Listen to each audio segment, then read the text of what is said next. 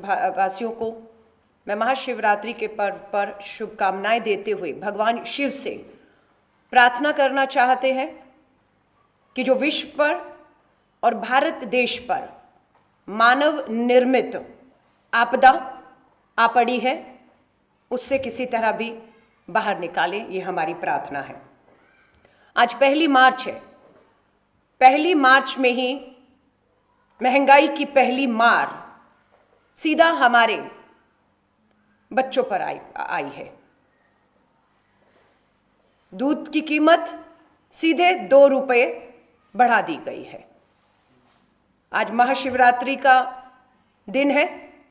बहुत सी महिलाओं को मंदिर के बाहर मैंने मायूस देखा। आस्था है भगवान पर। सोच रही थी कि भगवान शिव पर आज जब दूध चढ़ाएंगी तो उनके ऊपर भी जो आपदा है, मानव निर्मित आपदा, चाहे महामारी कहें, चाहे महंगाई कहें, चाहे बेरोजगारी कहें, उन्हें भी था कि दूध चढ़ाएंगे तो भगवान शिव उनको इस आपदा से बाहर लाएंगे। आज वो महिलाएं भी मायूस दिखी क्योंकि उनके बच्चे के मुंह से दूध छीन लिया गया महंगा करके, और भगवान शिव पर भी वो दूध नहीं, सिर्फ जल चढ़ा पाई आज। इसी के साथ पता चलता है कि कमर्शियल सिलेंडर 19 किलोग्राम का सीधा उसकी कीमत कहीं 105 रुपये तो कहीं 108 रुपये बढ़ा दी गई है। अगर मैं दिल्ली की बात करूं तो 19 किलोग्राम का एक कमर्शियल सिलेंडर सीधे 105 रुपये कीमत बढ़ते ही 2000 रुपये पार करके आज 2012 रुपये पर दिल्ली के अंदर ये कमर्शियल एक सिलेंडर पहुंच गया है। मुंबई में इसकी कीमत देखेंगे तो 1963 रुपये, कलकत्ता में तो 108 रुपये बढ़ाकर जो है ये कम से कम 2015 रुपये कमर्शियल सिलेंडर। ये है महंगाई की मार 1 मार्च को। यहां तक सुनने को आ रहा है कि 27 मार्च तक आते आते घरेलू जो सिलेंडर है, जो गृहिणियां, प्रधानमंत्री उज्जवल योजना अंधकार में जा रहा है, ये भी कीमतें बढ़ने जा रही हैं। और ये कीमत सुनने में आ रहा है 15 रुपये प्रति घरेलू सिलेंडर बढ़ाई जा सकती है। ये मार पड़ने वाली है। उत्तर प्रदेश का चुनाव 5 चरण पूरे करके अंतिम 2 चरण में है। लोगों को मालूम था कि जैसे ही चुनाव शुरू हुए ये कीमतें जो लगातार बढ़ रही थी उसे केंद्र की सरकार ने थोड़ी बहुत कटौती करके वोटों के मद्देनजर चुनावों से पहले हिमाचल का उपचुनाव हो, अपनी हार को देखते हुए राहत देने का काम किया था। लेकिन सिर्फ वोट और चुनाव के मद्देनजर जैसे जैसे चुनाव खत्म हुआ, जैसे जैसे राजनीति वोटों की खत्म हो रही है, दोबारा हमें देखने में आ रहा है ये कीमतें उछाल में आ रही हैं और मार पड़ रही है। उम्मीद कर रहे थे कि अभी 2 चरण के उत्तर प्रदेश के चुनाव बाकी हैं, शायद ये जो अब कीमतें बढ़ी हैं, दूध की हो, एलपीजी गैस सिलेंडर कमर्शियल की हो, ये 2 चरण का इंतजार किया जाएगा। लेकिन भाजपा को साफ अपनी हार होते हुए उत्तर प्रदेश सहित बाकी 4 राज्यों में दिख रही है, इसलिए अब इंतजार भी नहीं कर रहे हैं क्योंकि अगले 2 चरण में इन्हें पता है भाजपा को कोई वोट नहीं दे रहा है। बेरोजगारी, महंगाई के मुद्दे पर लोगों में नाराजगी है और भाजपा बुरी तरह से उत्तर प्रदेश के बाकी 2 चरण के साथ 5 राज्यों में हारने जा रही है। इसलिए अब बाकी 2 चरण का भी इंतजार ना करते हुए इन्होंने बीच चुनाव के ये कीमतें बढ़ाकर मंसूबा साफ कर दिया कि जो लाभ इन्हें लेना था वो अब ले चुके हैं। हम जीडीपी की बात करें, ग्रॉस डोमेस्टिक प्रोडक्ट, जीडीपी का आंकड़ा दिसंबर तिमाही में हमारा आता है 5.4, जीडीपी 5.4। इससे पहले की तिमाही, सितंबर की तिमाही देखेंगे तो जीडीपी थी 8.3। 8.3 सितंबर तिमाही से अगर हम दिसंबर की तिमाही देखें तो जीडीपी का आंकड़ा 3% लगभग डुबकी लगा चुका है।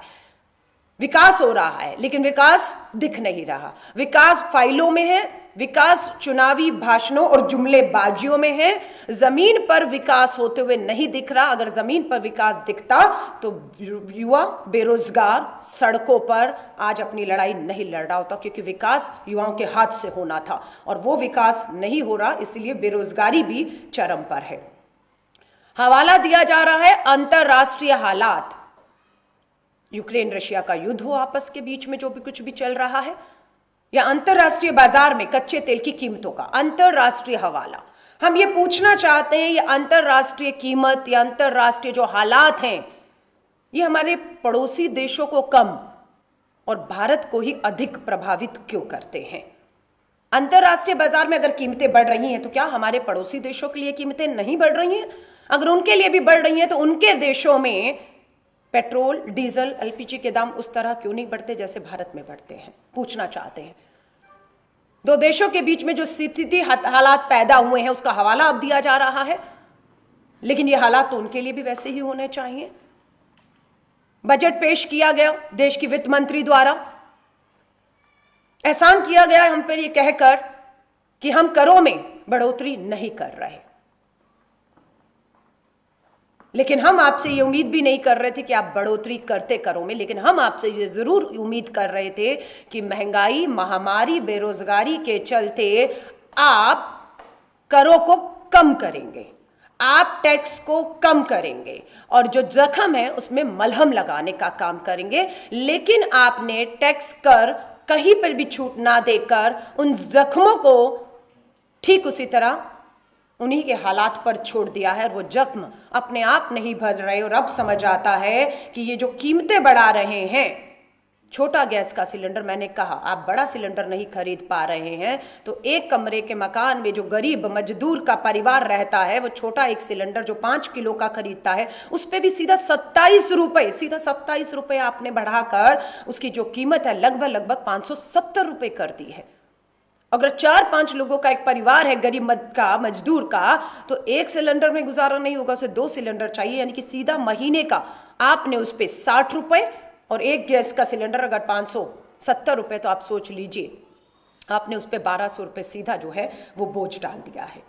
अगर हम आपको याद दिलाएं, ये मैं नहीं, भारत सरकार की वेबसाइट पे बताती है कि दिसंबर 2021 तक केंद्र की भारत सरकार, मोदी सरकार ने सीधा देश के गरीब मजदूर मध्यम वर्गीय के जेब में हाथ डालकर जबरन अभी तक पेट्रोल और डीजल से मैं कहूं तो 25 लाख करोड़ रुपया, जी हां 25 लाख करोड़ रुपए की सीधी वसूली की है। लेकिन ये वापस राहत के तौर पर जनता को मिलते हुए कहीं भी दिख नहीं रहा है। हम सबकी मांग है कि केंद्र सरकार संवेदनशीलता दिखाए। लोग महामारी से उनके उद्योग धंधे, जैसे श्री राहुल गांधी जी ने भी कहा, 60 लाख के करीब हमारे एमएसएमईज डूब चुके हैं। जो सबसे ज्यादा रोजगार देने का काम, राहुल गांधी जी ने साफ कहा कि 2 पूंजीपति मित्रों के बड़े उद्योगों से इतना रोजगार नहीं पनपता मिलता जितना छोटे छोटे उद्योगों से रोजगार पैदा होते, और उन रोजगार पर आपकी जो है वो चोट सीधे मिलते हुए दिख रही है। बेरोजगारी, महंगाई, महामारी में आप वो जख्म हैं उसमें मलहम की बजाय इन्हें कुरेदते हुए दिख रहे हैं। ये 2 रुपए दूध, 27 रुपए 5 किलो का सिलेंडर, कमर्शियल सिलेंडर में सीधा 105 से 108 रुपया सुनने में आ रहा है। हमारे घरेलू गैस के सिलेंडर पे बढ़ोतरी हो रही है। भारतीय राष्ट्रीय कांग्रेस ने इसे हमेशा गंभीरता से लिया है। जब सदन लगा है, कांग्रेस नेता श्री राहुल गांधी जी ने लोगों को राहत देने के लिए आवाज को उठाया है। सदन नहीं है तो सड़कों से भारतीय राष्ट्रीय कांग्रेस का हर संगठन, हमारा युवा कांग्रेस हो, महिला कांग्रेस हो, एनएसयूआई हो, सेवा दल हो, देश भर की कांग्रेस इकाइयां सड़कों पर उतरकर केंद्र की भाजपा सरकार को मजबूर करेंगी कि आपने जो तमाशा, जो ढोंग चुनावों के वोटों के मद्देनजर कुछ प्रतिशत एक्साइज पेट्रोल, डीजल, एलपीजी पर घटाकर की थी, आज जैसे ही चुनाव खत्म हो रहा है दोबारा आप इसे बढ़ाने की अगर कोशिश करेंगे तो ये भारतीय राष्ट्रीय कांग्रेस होने नहीं देगी। हम सड़कों पर उतरकर पूरी तरह आंदोलन करेंगे और हमारी पूरी कोशिश रहेगी कि आम जन को इस महंगाई की मार से, जो मानव निर्मित, जो मैं कहूं मोदी निर्मित आपदा और महंगाई है, इसे हम पड़ने नहीं देंगे। इस आवाज को हम देश के लोगों को यकीन और भरोसा दिलाते हैं कि भारतीय राष्ट्रीय कांग्रेस इस देश के उन करोड़ों लोगों के साथ खड़ी है जो आज भी ये दावा किया जाता है आज भी 80 करोड़ लोगों को, आज भी 80 करोड़ लोगों को सरकारी मुफ्त के राशन पर निर्भर रहना पड़ रहा है, क्योंकि आज भी उन्हें अपने पैरों पे खड़े करके महंगाई कम करके राहत देने की बात हो, रोजगार देकर जो है राहत देने की बात हो, या फिर हम कहें कोरोना महामारी में जो राहुल गांधी जी ने कहा था 4 लाख जो है कोरोना न्याय हमने जो मुहिम छेड़ी थी उसके तहत जो राहत देने की बात हुई थी, कहीं पे भी देते हुए नहीं दिख रहे। तो भारतीय राष्ट्रीय कांग्रेस देश के उन 80 करोड़ लोगों के साथ मध्यम वर्गीय परिवारों को यकीन दिलाती है। भारतीय राष्ट्रीय कांग्रेस इस असंवेदनशील सरकार के सामने आपको लगातार पड़ रही मार से राहत के लिए आंदोलन करेगी, सड़कों पर आएगी और आपके साथ हम खड़े हैं। किसी तरह की भी हताशा और निराशा को नजदीक मत आने दीजिएगा। हमें मालूम है, मैं एक वाक्य दिल्ली भारत की राजधानी का बता रही हूं, एनडीएमसी के कर्मचारी अपनी नौकरियों को पक्का करने हमारी दिल्ली के अंदर ही हमारी आंगनवाड़ी बहनें अपने 3 महीने के वेतन को लेकर संघर्ष कर रही हैं। और कल एक एनडीएमसी के कर्मचारी ने, जो केंद्र सरकार के अधीन आता है, मांगों को नहीं माना और एक युवा ने फांसी के तख्ते पर अपने ही उसी सरकारी दफ्तर में कल अपने आप को फांसी लगा ली। ये बहुत ही दुर्भाग्यपूर्ण है। हम इस बात को महसूस कर रहे हैं कि राजधानी दिल्ली में इस तरह की घटनाएं कोई सही संदेश नहीं दे रही। युवा कहें, देश कहें, हताश और निराश होकर इस तरह के कदम उठा रहा है। हम अपील करते हैं कि लोगों को हताश और निराश होकर ऐसा कोई कदम ना उठाएं कि आप ही के अपने परिवार को एक लंबे समय तक इस मार से जो है वो गुजरना पड़े। भारतीय राष्ट्रीय कांग्रेस बिल्कुल इस देश के लोगों के साथ खड़ी है, गंभीरता से खड़ी है और सरकार पर हम सब आपके साथ खड़े होकर दबाव बनाएंगे ताकि इस बढ़ती महंगाई की मार से आपको राहत मिल सके। धन्यवाद। अलका जी, मेरा एक सवाल है। खुदरा महंगाई दर जो है वो पहले ही अपने हाईएस्ट बिल्कुल पोजीशन पे है। तो अब चुनाव भी खत्म हो रहे हैं, जाहिर सी बात है कि डीजल और पेट्रोल के दाम जो पिछले 1.5 महीने से नहीं बढ़े थे वो अब बढ़ेंगे, क्योंकि इंटरनेशनल मार्केट में भी क्रूड ऑयल जो है वो बहुत तेजी से बढ़ रहा है। तो क्या क्योंकि खुदरा महंगाई दर पर जो पहले से ज्यादा है, तो जब पेट्रोल और डीजल के दाम बढ़ेंगे तो महंगाई भी बढ़ेगी, तो उस पर क्या आम लोगों को क्या इसका सीधा असर आम लोगों पर नहीं पड़ेगा? क्यों नहीं पड़ेगा? जब आप पेट्रोल डीजल के दामों को बढ़ाएंगे तो स्वाभाविक है जो वाहन है, मालवाहक वाहन, उनकी कीमतें बढ़ेंगी। जब उनकी कीमतें बढ़ेंगी तो उन्हीं में तो वो सब्जियां और सामान, खाद्य सामग्री आती है, सीधा प्रभाव पड़ेगा और सीधा इसका जो खामियाजा है वो देश की आम जनता को ऊपर पड़ेगा, सीधा उनके जेब पे डाका मारे पड़ेगा। तो बिल्कुल ये जो आप बता रहे हैं, तेल हो, सब्जियां हो, अनाज हो, आप कह रहे हैं सरकारी राशन 80 करोड़ लोगों को मुफ्त दे रहे हैं। वो बहनें, कल भी मैंने एक जनसभा की और आज भी 4 बजे अपनी चांदी चौक विधानसभा में जनसभा करूंगी। लोगों का खुद कहना है कि ये मुफ्त राशन से हमें पकाने के लिए कच्चा राशन नहीं फाकेंगे हमारे बच्चे, उसके लिए हमें सिलेंडर चाहिए, हमें दालें, हमें आपका तेल चाहिए, वो नहीं मिल पा रहा है। बेरोजगारी में दिल्ली जैसी राजधानी में जहां उम्मीद की जा रही थी कि एक दारू की बोतल के साथ, आपने नजारा देखा है भारत की राजधानी दिल्ली के अंदर कि शराब की दुकानों में एक दारू की बोतल के साथ एक दारू की बोतल फ्री मिलती है। वहीं महिलाओं ने मांग की जब एक दारू की बोतल से दूसरी दारू की बोतल फ्री मिल सकती है तो बच्चों के लिए एक दूध की थैली के साथ आप दूसरी दूध की थैली मुफ्त क्यों नहीं दे सकते? उम्मीद की जा रही थी होगा ये कि महिलाओं की यह आवाज सरकार सुनेगी और एक दूध की थैली के साथ हमारे खास जो कुपोषण के शिकार 10 लाख बच्चे उनको मिलेंगे। लेकिन सुनने में आता है सुबह एक मार्च को उठते हैं कि उस एक थैली की दूसरे थैली के साथ फ्री की बात तो छोड़िए, दूध की 2 रुपए प्रति लीटर दूध की कीमत बढ़ा दी गई है। इवन दिल्ली के सरकारी स्कूलों में मिड डे मील, दोपहर का पका हुआ भोजन हमारे बच्चों को जब से स्कूल खुले नहीं मिल रहा है। दिल्ली की केजरीवाल सरकार ने हवाला दिया है कि हम इसलिए नहीं दे रहे क्योंकि सरकार इन्हें महामारी के दौरान से अभी तक मुफ्त कच्चा राशन दे रही है। मैं पूछना चाहती हूँ, मुफ्त कच्चे राशन का दोपहर को सरकारी स्कूलों में गरीब मजदूर के बच्चे को जो भोजन मिड डे मिलता है उससे क्या लेन देन है? इसका बजट अलग है और आप कभी हवाला देते हैं कि 50% बच्चे आ रहे हैं, जब 100% बच्चे आएंगे तब हम उस बच्चे का जो हक है मिड डे मील पर, दोपहर के पके भोजन पर, पौष्टिक आहार पर तब देंगे। आप 50% बच्चों को उनके हक, उनके अधिकार, उनके जो हमारी खाद्य सुरक्षा का अधिकार है उससे वंचित कर रहे हैं और ये आवाज कांग्रेस लगातार उठा रही है। सो मैं बिल्कुल आपकी बात से सहमत हूं। ये तो अभी शुरुआत है।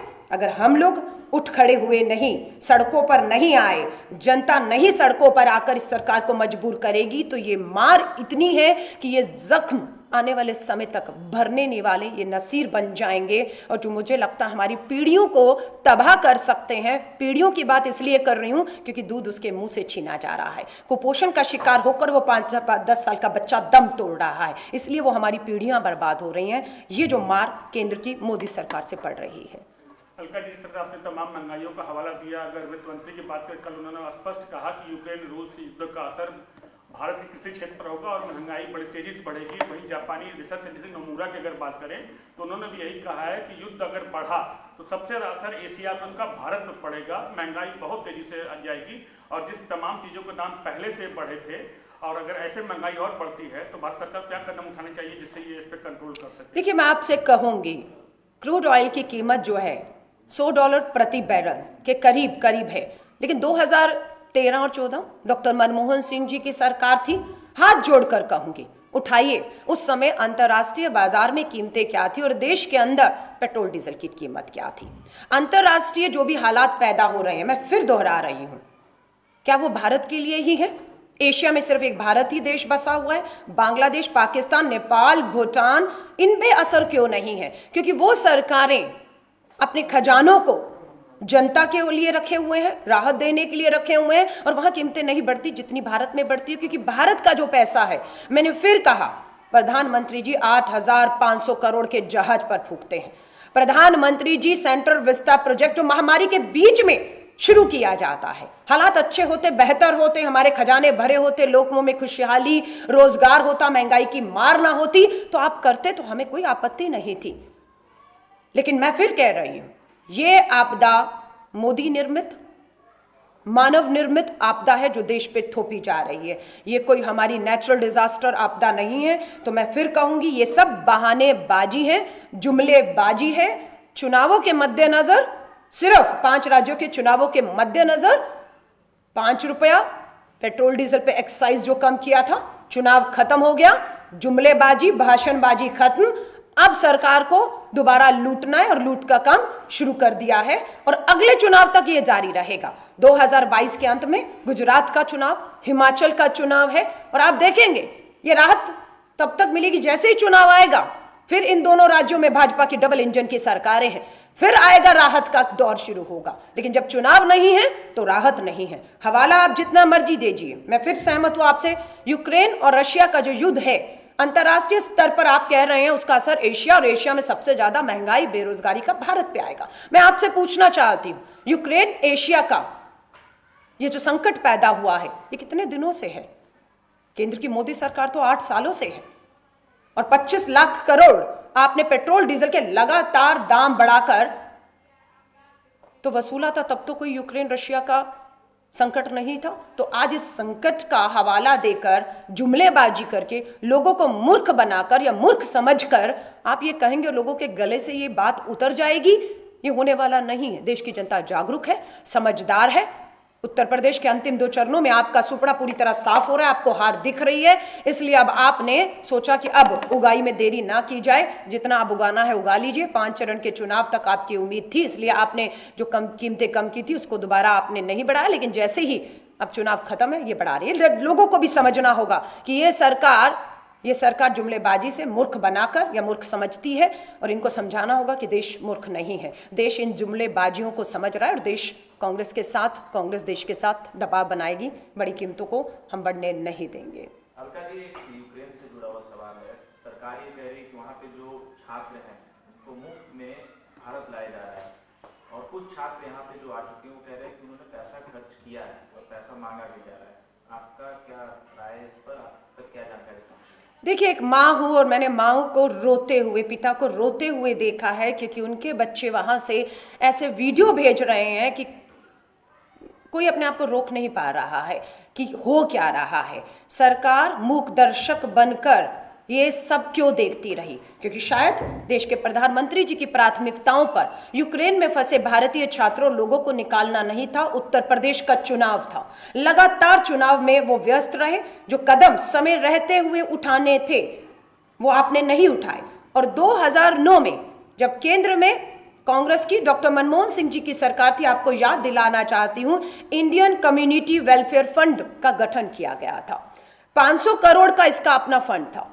ये इसीलिए 2009 में डॉक्टर मनमोहन सिंह जी द्वारा फंड का गठन किया गया कि कभी भी ऐसे हालात किसी भी देश में पैदा होते हैं, हमें अपने भारतीयों को निकालना होगा, तो इस फंड का हम तुरंत इस्तेमाल करेंगे। लेकिन देखने में आया कि ये ऐसा कोई फंड है, इसकी याद हमें भारत सरकार को दिलानी पड़ी।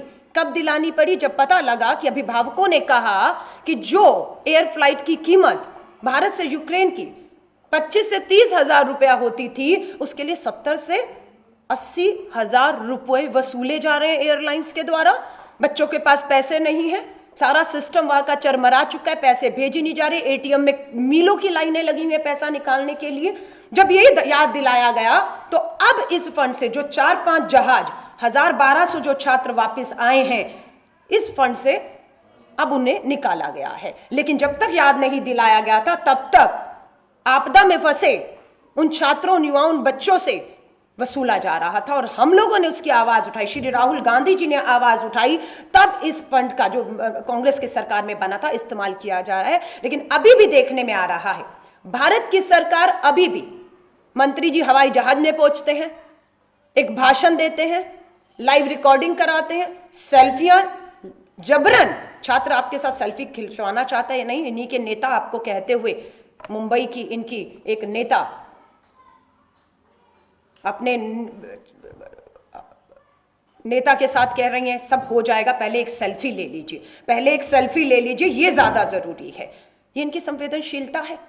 4 जहाज में जाकर आप प्रचार करते हैं, लेकिन हमारे आज भी हजारों छात्र वहां फंसे हुए हैं, वीडियो भेज रहे हैं कि हम वहां की एम्बेसी में लगातार कॉल कर रहे हैं, हमारी सुनवाई नहीं। हमें कहा जा रहा है कि केंद्र की मोदी सरकार ने 4 मंत्रियों को यूक्रेन के बॉर्डर पे भेज दिया है। आपको पता है यूक्रेन कीवी की राजधानी से बॉर्डर कितना दूर है, क्या व्यवस्था है? मीलों चल के छात्र राजधानी से बॉर्डर तक पहुंच जाइए। क्यों आपके मंत्री रशिया के प्रधानमंत्री राष्ट्रपति से बात करके सुरक्षित, बिल्कुल कीव जो राजधानी है यूक्रेन की, वहां जाकर वहां से अपने सुरक्षित जहाजों में बिठाकर आपके मंत्री नहीं लाते? आपके मंत्री हिम्मत नहीं कर रहे कि यूक्रेन के बॉर्डर को पार करके यूक्रेन के अंदर आकर अपने छात्रों के बीच में, एक मंत्री को तब तक रहना चाहिए जब तक वहां एक छात्र भी है। अगर मैं आपको यकीन दिला रही हूं, देश के प्रधानमंत्री अगर श्री राहुल गांधी जी आज होते और हमारी सरकार होती, तो हम कीव यूक्रेन की राजधानी में तब तक आपको दिखते जब तक एक छात्र भारत का सुरक्षित अपने परिवार में ना लौट आता। मंत्री भेज रहे हैं, सरहद पे खड़े रहेंगे, सरहद तक पहुंच जाइए, किसी तरह भी पहुंच जाइए। आपको वो जारी किया गया कितना भद्दा मजाक था कि अगर आपको कोई रॉकेट आता हुआ दिखे, कोई बम आता हुआ दिखे, आसपास कहीं कोई स्थान मिले, वहां जाके छुप जाइए। ये संवेदनशील सरकार है। मैं आपसे पूछना चाहूंगी, आज मुझे वो लोग सुन रहे होंगे जिनके हजारों बच्चे, मैं धन्यवाद करती हूँ आप जैसे पत्रकार साथियों का, जो ये सब सवाल करते हैं, तो जो अभिभावक हैं उन्हें लगता है कि कोई उनकी बात कर रहा है। ये भद्दा मजाक क्यों इस समय पर किया जा रहा है? क्यों समय गवाया गया? आपके रशिया के राष्ट्रपति के साथ बहुत अच्छे संबंध है प्रधानमंत्री जी, और देश के भी हैं। समय रहते आपने उनको कहना था, हमें 3 दिन 4 दिन का मोहलत दीजिए, हमें आप जहाज दीजिए, हम अपने भी जहाज देंगे, और हम अपने 17-18 हजार छात्रों को सुरक्षित दिन रात, सारी डोमेस्टिक फ्लाइट्स इंटरनेशनल जो चलती हैं आप बंद कर देते 1 हफ्ते के लिए। कोई देश का, अगर किसी को अमेरिका जाना है, चाइना जाना है, कहीं भी देश के कोने पर, हम सब कहते हैं कि रद्द करिए हमारी टिकटें, हमें पैसा भी वापस नहीं चाहिए, लेकिन इन जहाजों को सभी को आप डाइवर्ट करिए यूक्रेन की तरफ। और रात के अंदर आपको 2-3 दिन के अंदर इन सभी जहाजों को एक तरफ डाइवर्ट करके सुरक्षित निकालकर देश में लाना था। लेकिन आपकी प्राथमिकता पर वो सब नहीं था। और आज बहुत दुख और चिंता के साथ कहना पड़ता है, अभी भी हमारे बच्चे, इस देश का भविष्य, जो अपना भविष्य बनाने के लिए देश छोड़कर वहां जाने को मजबूर हुए, आज फंसे हुए हैं। माँ बाप के आंसू, मुझे लगता है इस सरकार की संवेदनाओं को हिला नहीं पा रहे हैं। अभी भी मैं कहूंगी, गंभीरता दिखाइए, बिना समय गवाए तुरंत एक नागरिक को, एक छात्र युवा को सुरक्षित निकालिए। एडवाइजरी जारी किया गया है और ये कहा गया है कि वहाँ जो भी भारतीय हैं वो तत्काल वहाँ से निकले कीव से। अब वो जैसे भी निकले, ट्रेन पकड़े या फिर जो भी उनको साधन मिले ट्रांसपोर्ट का, कीव को छोड़ दे, अचानक वो निकले, एक एडवाइजरी जारी की। मैं वही कह रही हूँ, ये कागजी कार्रवाइयां कब तक आप करेंगे? आप कह रहे हैं निकलें, आप मुझे समझ नहीं आ रही है। आप दिल्ली से निकलने को कह रहे हैं और हरियाणा पहुंचने को बोल रहे हैं। आप कीव से निकलकर कहां, और हर राज्य जो आसपास देश है, मैं कल पोलैंड के राजदूत का भी एक ट्वीट देख रही थी, वहां पर उन्होंने इस बात को कहा कि काफी छात्रों को पोलैंड का जो है अंदर नहीं जाने दे रहा यूक्रेन के बॉर्डर से। मुझे खुशी है कि उनके राजदूत ने तुरंत इस बात की जिम्मेदारी ली, इस बात को सुनिश्चित किया है हमारे वहां से राजदूत जो है उनसे बात करके कि कहीं पर भी ऐसा नहीं होगा, लेकिन ऐसा हो रहा है। इसी लिए हमारे तक ये बातें आ रही हैं। एक राज्यसभा सांसद ने इस बात को उठाया है। तो मुझे लगता है कहीं ना कहीं भारत सरकार का यूक्रेन से लगे देशों की राजदूत जो हैं उनके साथ एक संवाद की भारी कमी भी महसूस हो रही है कि इस तरह की बातें सोशल मीडिया से सामने आ रही हैं। छात्र अपने वीडियो भेज रहे हैं। एक जगह तो हमारे छात्रों को पीटते हुए वहां की जो रशियन सेना को दिखाया गया है। कहीं बच्चे हमारे बंकर्स के अंदर जो हैं, मेट्रो कहें, मॉल्स कहें, भूखे प्यासे, आप समझ नहीं सकते। आप अपने आप को एक बार उन हालात में लाइए।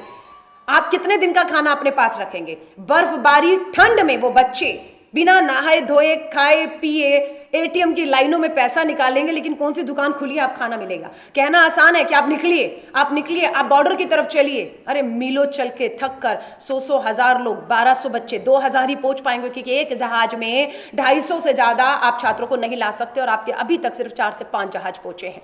हजारों छात्रों, बहुत से छात्र लापता हैं।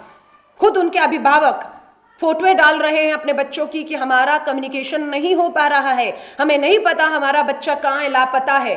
और यहाँ तो एक हमारी जो फंसी हुई छात्रा, उसने तो मध्य प्रदेश में एक बात भी की कि मैं मध्य प्रदेश से, और उनको वहाँ से मदद की जब बात की कि वहाँ के मुख्यमंत्री को कहिए, तो वहाँ के अधिकारी जिसने भी फोन उठाया, वीडियो वायरल है, कहा कि वहाँ के पुलिस थाने में जाकर आप बात करिए। यहाँ का मामला है मध्य प्रदेश का तो मैं सुन लूंगी यहाँ थाने में, लेकिन अगर यूक्रेन का है तो हम कुछ नहीं कर सकते, वहां के पास के थाने में जाइए।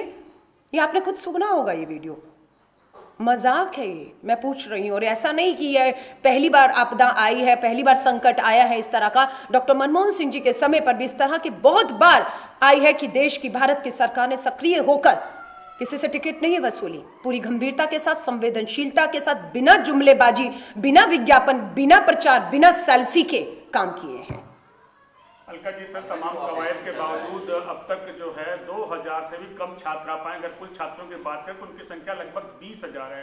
अब सरकार ने जो कवायद की, ऑप्शन गंगा या 4 मंत्रियों को भेजने का काम किया है, क्या लगता नहीं ये बहुत देर हो चुका है? दूसरा, जैसा आपने कहा कुछ छात्र गायब हैं, कुछ अपुष्ट खबरें ऐसी भी आई, कुछ छात्राओं को सेना के लोग उठा ले गए हैं, जैसा कि उनके परिवार वालों ने चिंता जाहिर की है। देखिए, इन बातों की पुष्टि केंद्र की सरकार कर सकती है। हम मांग करते हैं केंद्र की सरकार अगर जरूरी समझे तो देश के सभी राजनीतिक दलों को विश्वास मिले क्या सच्चाई है, क्योंकि बहुत सी अफवाहों के बाजार गर्म हो रहे हैं, बहुत सी न्यूज़ चल रही हैं, नहीं पता सच्चाई क्या है। सरकार चुनाव में व्यस्त है, प्रधानमंत्री जी, गृह मंत्री जी, रक्षा मंत्री जी, पूरा अभी उत्तर प्रदेश के 2 चरण के चुनाव में हमें दिख रहे हैं। हम ये कहते हैं आप हमें हालात बताइए, ताकि हम जिन जिन राज्यों के भी, आपने राजस्थान के मुख्यमंत्री, आपने कांग्रेस के छत्तीसगढ़ के मुख्यमंत्री को वहां के छात्रों से सीधा वो वीडियो कॉन्फ्रेंसेस करते हुए बात करते हुए सुना है।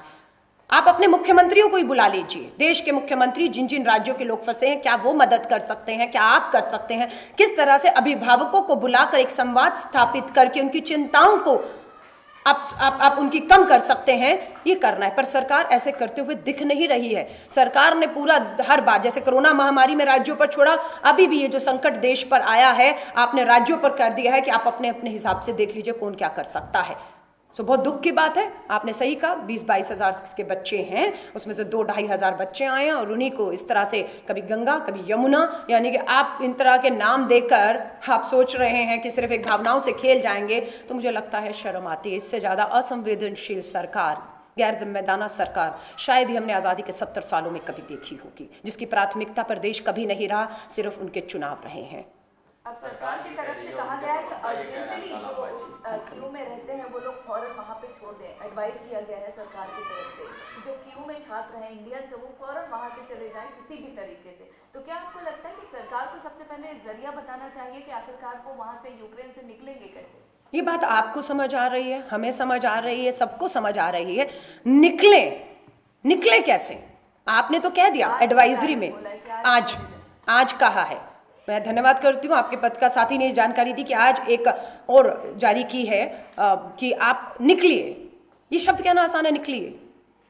जिम्मेदारी है कैसे निकलें, क्या सुविधाएं आपने दी हैं हमें निकलने के लिए। मीलों पैदल चलकर, कभी आप कहते हैं बंकर में रहिए, सुरक्षित रहिए अगर आतिशबाजी कुछ भी इस तरह की हमला होता है, और आप एकदम से एडवाइजरी फिर जारी करते हैं निकलिए। और कितना निकलिए, कितने मीलों तक चलिए, कब तक चलिए, तब आप सुरक्षित हैं। तो मुझे लगता है ये बिल्कुल गैर जिम्मेदाराना है। सरकार खुद बहुत बड़ी कंफ्यूजन में है कि वहां पर कैसे सुरक्षित रखना है, उनको वहां से निकालकर मीलों चलवाकर बॉर्डर तक, और बॉर्डर पे कौन सा मंत्री किस किस बॉर्डर पे बैठे हुए हैं आप समझ रहे हैं। और कभी आप कह रहे हैं बंकरों में रहें, और वो रह रहे हैं तो उनका खाना पीना, बहुत से छात्र बीमार भी पड़ गए हैं, माँ बाप चिंता में हैं, रो रहे हैं, कोई सुनवाई नहीं है।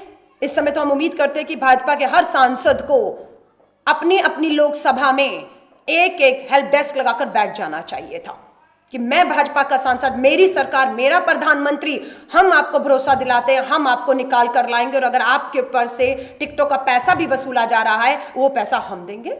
कहीं कोई आपको पूरे देश में दिख रहा है? आपको सारे सांसद सरकार के उत्तर प्रदेश में अंतिम 2 चरण के चुनावों में शायद दिख जाएंगे। या प्लीज। सरकार का ये कहना है उनके प्रवक्ताओं का कि सरकार ऑपरेशन गंगा चला रही है, और अब तक जो सरकारें रही हैं और अब मौजूदा समय में ये सबसे बड़ा ऑपरेशन है सरकार का, और सरकार लगातार उन छात्रों को भी लेकर आ रही है। कल अपने 4 मंत्रियों को भी बीजेपी ने अपने सेंट्रल गवर्नमेंट ने भेजा है। इस पे आप क्या कहेंगे? देखिए, ये केंद्र सरकार का दावा है, सबसे बड़ा ऑपरेशन, विश्व में पहली बार, 70 साल में पहली बार। लोग पढ़े लिखे हैं, जागरूक हैं, इतिहास आपके सामने आपके एक मोबाइल के क्लिक पर है। आप लीजिए श्रेय, आप लीजिए श्रेय। अगर एक एक बच्चा सुरक्षित आता है तो हम मोदी जी का धन्यवाद करेंगे जाकर कि आपने बिना समय गवाए एक एक छात्र को उसके परिवार तक सुरक्षित पहुंचा दिया है, आपने उन अभिभावकों की चिंता को दूर कर दिया, हम धन्यवाद करेंगे। लेकिन 22-23 हजार छात्रों में से 2000 छात्रों को निकालकर आप लाइव हवाई जहाज में अपने मंत्रियों को भेजकर सेल्फी करवाकर उसका प्रचार प्रसार आपने शुरू कर दिया। अभी से जब 20,000 छात्र फंसे हैं और माँ बाप के आंसू नहीं रुक रहे हैं। बड़ा ऑपरेशन है, छोटा ऑपरेशन है, सच्चाई ये है हजारों छात्र अभी भी इस समय यूक्रेन में फंसे हुए हैं, अभी भी फंसे हुए हैं। तो संवेदनशीलता दिखाए सरकार को कहूंगी, श्रेय लेने की लड़ाई अभी छोड़ दें, सुरक्षित छात्रों को लाइए। हम सब उन अभिभावकों के साथ आपके स्वागत समारोह करेंगे, आपके गले में हाथ डालेंगे, आपकी जिंदाबाद करेंगे, आपको धन्यवाद मोदी जी कहेंगे। लेकिन अभी श्रेय लेने का समय नहीं है, अभी गंभीरता से जिम्मेदारी से काम करने का समय है, जिसमें केंद्र की मोदी सरकार पूरी तरह से विफल होते हुए अभी तक दिख रही है, जो हमारे लिए, देश के लिए, अभिभावकों के लिए बेहद ही चिंता का विषय है।